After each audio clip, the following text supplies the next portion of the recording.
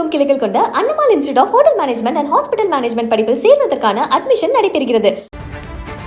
அண்மை செய்தி. விசாரணைக்கு அழைக்கும் நபர்களை துன்புறுத்தக்கூடாது என காவல்துறைக்கு விதிகளை வகுத்து சென்னை உயர்நீதிமன்றம் உத்தரவு பிறப்பித்துள்ளது. விசாரணை என்ற பெயரில் காவல்துறையினர் துன்புறுத்தக்கூடாது என உத்தரவிடக் கோரி சென்னையை சேர்ந்த ராஜா என்பவர் வழக்கு தொடர்ந்திருந்தார். விசாரணைக்கு அழைக்கும் போது முறையான சம்மன் அனுப்ப வேண்டும் என விதிமுறை வகுத்துள்ளது உயர்நீதிமன்றம். எந்த தேதியில் எந்த நேரத்தில் ஆஜராக வேண்டும் என குறிப்பிட வேண்டும் என்றும் விதிமுறையில் தெரிவிக்கப்பட்டுள்ளது. மேலும் காவல்துறையின் புலன் விசாரணையில் வழக்கமாக நீதிமன்றம் தலையிடுவதில்லை என்றும் அதே நேரம் துன்புறுத்தல்கள் கண்டு கண்மூடி கொண்டிருக்க முடியாது என்றும் தெரிவித்துள்ளது. விசாரணை நடவடிக்கைகளை காவல் நிலைய குறிப்பு ஏட்டில் பதிவு செய்ய வேண்டும் எனவும் நீதிபதி GK இளந்திரையன் உத்தரவு பிறப்பித்துள்ளதை அண்மை செய்தியாக பார்த்து வருகிறோம்.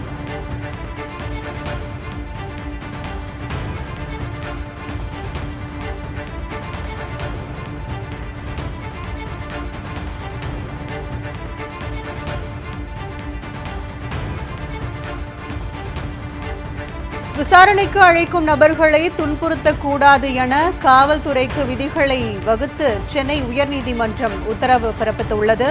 விசாரணை என்ற பெயரில் காவல்துறையினர் துன்புறுத்தக்கூடாது என உத்தரவிடக் கோரி சென்னையை சேர்ந்த ராஜா என்பவர் வழக்கு தொடர்ந்திருந்தார். விசாரணைக்கு அழைக்கும் போது முறையான சம்மன் அனுப்ப வேண்டும் என உயர்நீதிமன்றம் விதிமுறை வகுத்துள்ளது. மேலும் எந்த தேதியில் எந்த நேரத்தில் ஆஜராக வேண்டும் என குறிப்பிட வேண்டும் என்றும் விதிமுறையில் குறிப்பிடப்பட்டுள்ளது.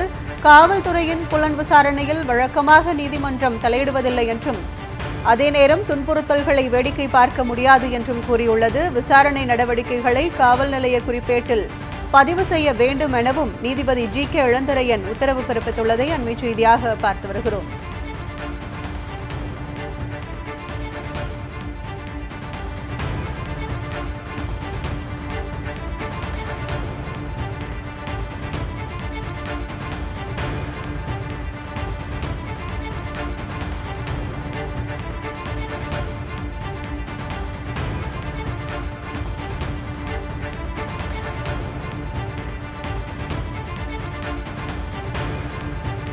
தமிழகமெங்கும் கிளைகள் கொண்ட அண்ணமால் institute of hotel management and hospital management படிப்பில் சேர்வதற்கான அட்மிஷன் நடைபெறுகிறது.